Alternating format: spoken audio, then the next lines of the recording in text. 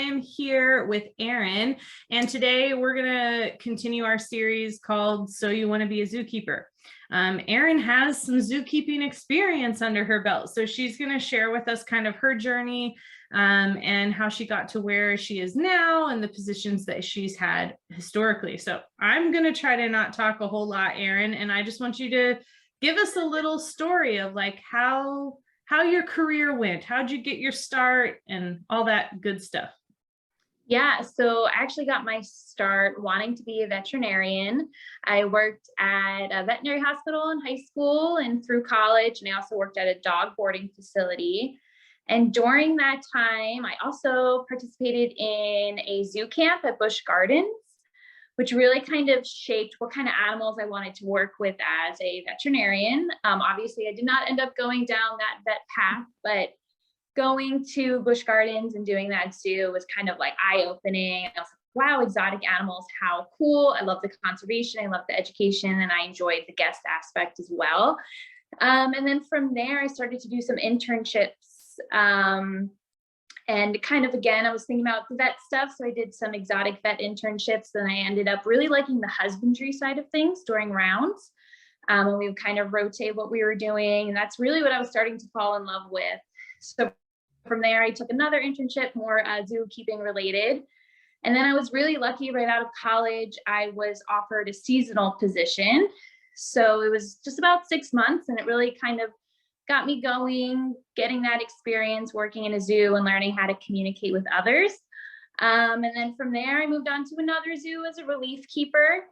And again, really great experience. I started out in the education department, got to learn about ambassador animals, and then moved on to some other animals in the zoo, which I really liked, and started to get some primate experience, carnivore experience. And then from there, moved along halfway across the country to another facility, and I was working primarily with mammals. And during that time, I was promoted to a senior keeper position. I was there for about 3.5, just under 4 years. And then I took a position specializing in carnivores in a different state. So I've done a lot of moving around. In the last facility I was at, I was the carnivore keeper, and then I later was promoted to an animal care supervisor and behavioral husbandry coordinator position. Awesome. So explain a little bit more about that behavioral husbandry position. I know it looks different in quite a few places, but what did it look like for you? Yeah, so it really looks like working with the whole team, primarily on the enrichment program. At first, kind of identifying with everybody where we'd like the program to go, what kind of resources and support the staff needed. And then from there, I started incorporating or taking on more in terms of the animal training stuff too. And again, that was really just identifying different goals for the animals and the keepers, kind of building those skill sets. And building up some really nice voluntary behaviors. That's kind of my biggest goal, is to have the experience for the animals be as voluntary as possible. Things didn't have to be perfect, but if we could kind of limit stress, that was always a big goal for me. And it was really, I tried to be very inclusive. I wanted input from everybody, kind of hearing what they wanted to see and help with. And then I also started looking for opportunities for me to learn more as a coordinator, taking some courses through AZA on how to manage those programs, meet AZA standards, as well as USDA standards as well. So I really enjoyed being a coordinator. It was definitely a somewhat newer position. There was definitely already a behavioral program in place, but it's kind of working on evolving it and making it, just kind of stepping it up a little bit, if you will. So when you did that, how much time did they give you? Like, did they take things off your plate as a keeper in order to give you more time for that? Or was that in addition to your keeper time? That's a great question. So that was actually in addition to being a keeper. So up until I recently left that position, but I was an animal care supervisor, behavioral husbandry coordinator, and the primary carnivore keeper. So it was definitely a very full plate, but there was a good amount of support in kind of running that little carnivore department. I really tried to make sure everybody was set up for success and it wasn't totally reliant on my availability, and everybody kind of knew how to handle different situations, so that it kind of freed up time for myself to focus on a few other elements of my job. That's awesome. And then like you said you had the seasonal position was kind of your first like real paid position in the field. Past that, what's the shortest that you stayed anywhere? Probably the position I took next, which was also in New Jersey. I'm originally a Jersey girl. And I was there for about a year and a half. And at that time, I saw a mammal position somewhere that was a little bit warmer. So that was of interest to me. I had some other personal things going on as well that kind of led me out of New Jersey. And I would say I was there for about a year and a half.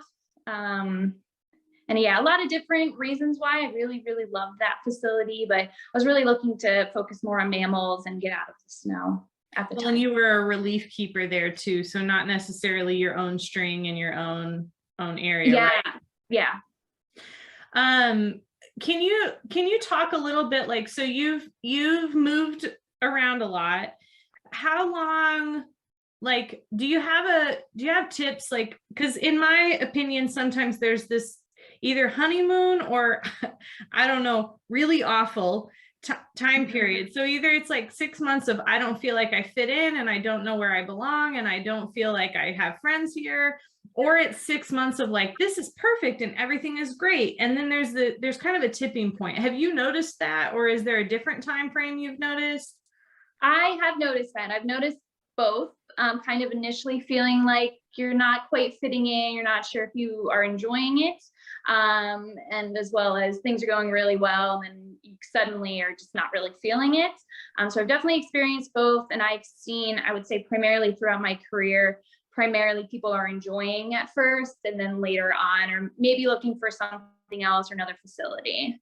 What's the sweet spot? Like, do you think, is that a hump that you get over? And then if you stick it out, like things improve, like at least for you? Yeah, I would say sticking it out was something I had to learn how to do. I think even though I had a seasonal position before, I was asked to stay on and I did not.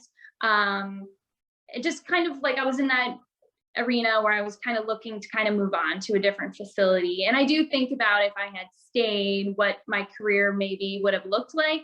And I think as I kind of progressed through my career, I became a little bit more patient with my own expectations of myself. I'm very ambitious, and I really had to learn that, like, to be patient. And it's okay if you're not going to get, the little coordinator position at first, which is really great and important, but it's okay to support that person that did get maybe enrichment coordinator and not get frustrated with that. There's still ways to be involved. So you can always have those high standards for yourself and set some expectations of where you want to be, but also recognizing that sometimes those things take time. And if you're patient and you continue to work well with others, eventually those opportunities usually come. That's awesome advice, because I also suffer from that same thing of like, no, it's not all happening fast enough. Right? I know, yes. And it's a constant struggle. It definitely, I have to remind myself, it's okay. Take your time. Things come as they come. It doesn't have to happen in the first 2 weeks. Yeah, absolutely. Tell me a little bit about what skills you feel like you needed to be a really good keeper. And then how are those, like, what's different as far as being like a supervisor or a coordinator? Yeah, so I think when I first started out, I was really focusing on the animal skills, husbandry, time management, effective ways of cleaning, enrichment, training. And I really had to learn how to work with other people, and kind of recognizing that that's a really important part of providing exceptional care to your animals. And as I was learning that and working with a lot of different awesome supervisors throughout my career and kind of seeing how they manage different situations and seeing their the impact they were having on the team and the animal care, I started realizing I might be interested in leading a team. And in order to do that and be successful and make sure that these animals are successful as well, I need to really be more inclusive and be welcoming and be approachable. And again, definitely a learning curve there. Because I think a lot of us, definitely me in the beginning, I was like, I'm going to work with animals, and that means I'm not working a lot with people. That's not necessarily the case. The people part is a really important part, because if you are not communicating with somebody, it impacts the care of the animal. And it's okay if you're not friends outside of work, but still got to work with each other for the animals, just focus on the animals. And that was definitely a learning curve. Like I said, just focus on the animals and work with everybody else. And then those kind of skills kind of come together, and then you can kind of help mentor people that are oftentimes going through the same thing, learning how to communicate with somebody, not getting defensive, not becoming resistant to different changes or opinions. Would you say that like possessiveness is maybe the hardest thing to overcome? Yes, definitely. So you talked a little bit about how I mean you almost described at your last facility that you were training your replacements, right? Like you were teaching people how, like, especially when you said you're managing that carnivore team and you needed to be able to free up your time to work on these other things. Like you're going to have to set that possessiveness aside to really do that. Can you elaborate on that a little bit? Yeah, I think I started to really love and get excited about other people's success, and realizing that other people's success meant my success as well. So it wasn't really beneficial to be possessive of X animal or X behavior. It was more beneficial to try to teach and mentor and guide. And I started to really just love it. I don't really remember the exact day that it clicked, but I would say it was probably at the facility I was at last when I got promoted to senior keeper, and kind of mentoring, training, and seeing different people come in. I started to realize, like, wow, that's really where I want to be. And I want to be making an impact through the team. It doesn't have to be all about me. If I want to go on vacation, I want to do that without worrying about what's going on at work. So yeah, I think letting go was a big part. It definitely took me a while, but I'm so grateful I did it, because it made things so much easier. And I think it made the animals a lot better too, because they're just seeing a lot of different faces and they're getting used to a lot of different people working with them. And I think that's really beneficial to them. Oh man, you just took like so many words straight out of my mouth. So I love that you said all of those things. Okay. Now you and I met, correct me if I'm wrong, for the first time at Felid Tag. Yes. Does that sound right? So tell me kind of like, you talked a little bit about needing to develop yourself. Tell me a little bit about like what things did you do to prepare yourself to be better trainer, to be better behavioral husbandry specialist, better supervisor? Like what all did you do? So part of that was just letting go of that possessiveness, and kind of realizing things take time, and reaching out to other people that have been doing those things for a while and getting some advice. And also being open to changing things. I think that was a really hard thing for me. I would put forward a program, I would get feedback, and I love the feedback, but it is hard sometimes to be like, oh man, did I mess that up? Was that a mistake I made? But I think that's just part of life. It wasn't really a mistake. It's just the evolution needs to continue and these discussions need to happen. So I think the other things I was doing as well is just kind of going online, looking at listservs, looking at zookeepers as well, and kind of seeing what everybody else was doing, reaching out when I had questions, and never being afraid to ask a question or ask for help or to say, I don't really know. Yeah. And that's okay. Yeah, you and I went back and forth with some metabolic bone, like cub. Yes. I don't want to give away. I don't know how much you can say, so I don't want to give away like any industry or institutional secrets, right? But we talked a little bit about having cubs that aren't necessarily developing at the rate that they're supposed to, and what to do. So that was something that I remember going to you, like I saw you as the expert on this. Like I know Erin has went through this before, so I want some information from her. So I think that's a great point. Like there's no time where you can't learn something from someone else. Correct. Yeah, absolutely. Let's see. Were you ever passed over for promotions? Not necessarily. I've definitely been passed over for other positions I've applied for. And that's definitely, I try to look at an interview as a two-way street, not to sound cliche, but it's a great way to kind of get to know the culture that's going on in another facility, or what exactly they're looking for, as well as kind of presenting yourself to that facility and kind of get some knowledge and also some feedback in those interviews. I've definitely asked for feedback, and I think that's helped me develop and grow both at the facility I was still at, but also in my interviewing skills. And it hurts, it stings a little bit, but I try to look at it as just a really good experience, and it'll help me get where I'm going in the long run. Awesome. Yeah, I think in this field especially, you got to be persistent and not let being knocked down kind of keep you down. So that's good input. What's your proudest moment? That's a great question. I think, like I was mentioning earlier, my proudest moments are when I kind of see things click with the people I'm working with, especially when I'm talking about animal behavior, or I'm seeing them shape a behavior.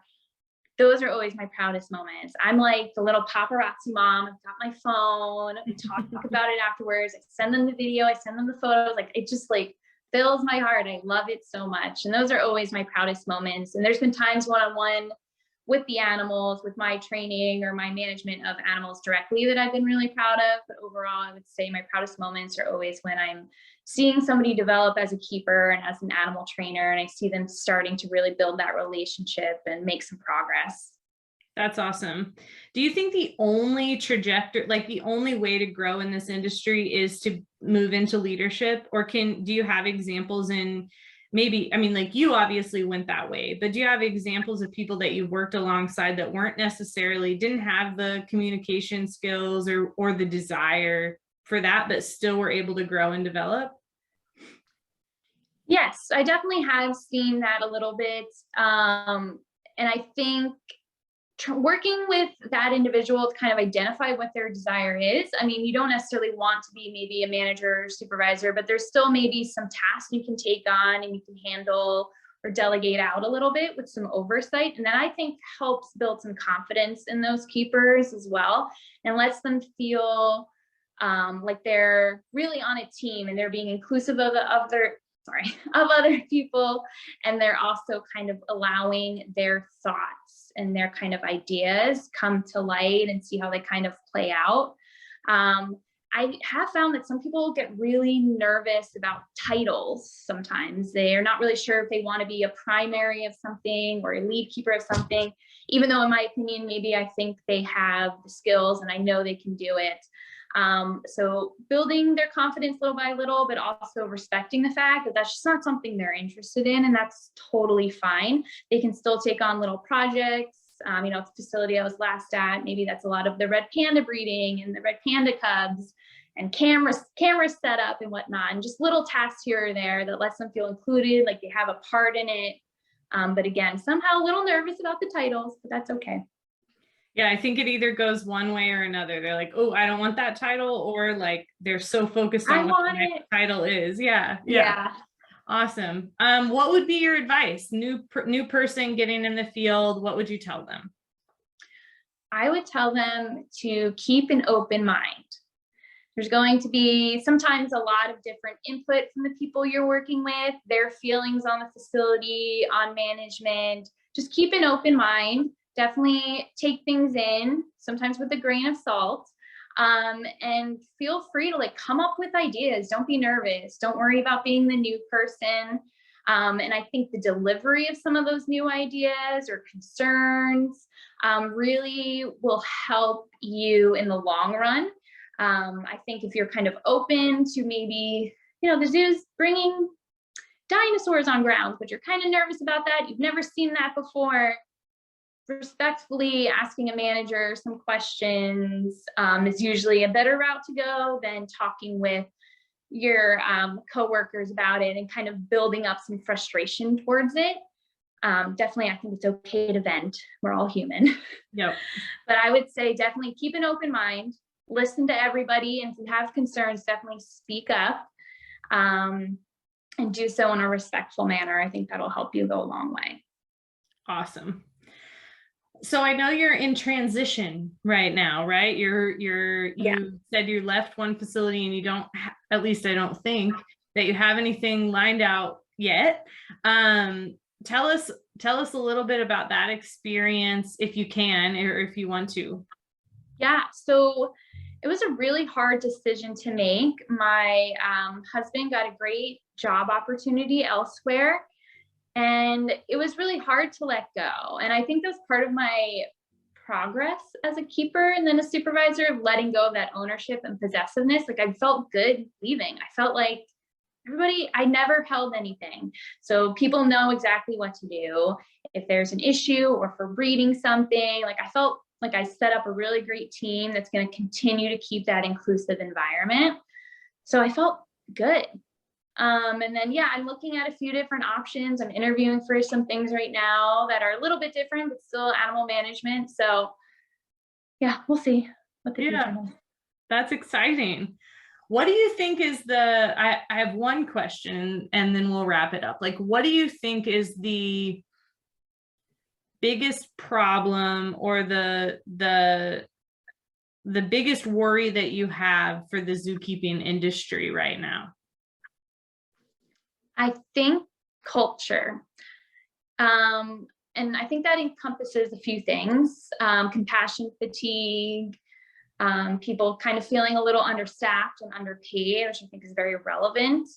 And it's hard for me to talk a lot on it. But I think being persistent about what you would like to see in your future, and working with your managers in a respectful way.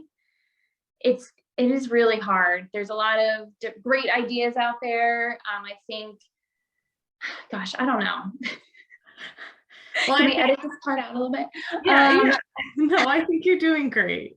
I definitely think culture, and I think people recognizing that they have a part in that, and you can move the culture yourself. Like, I think one person really can kind of start that momentum to kind of improve culture and kind of ask for more things in the field.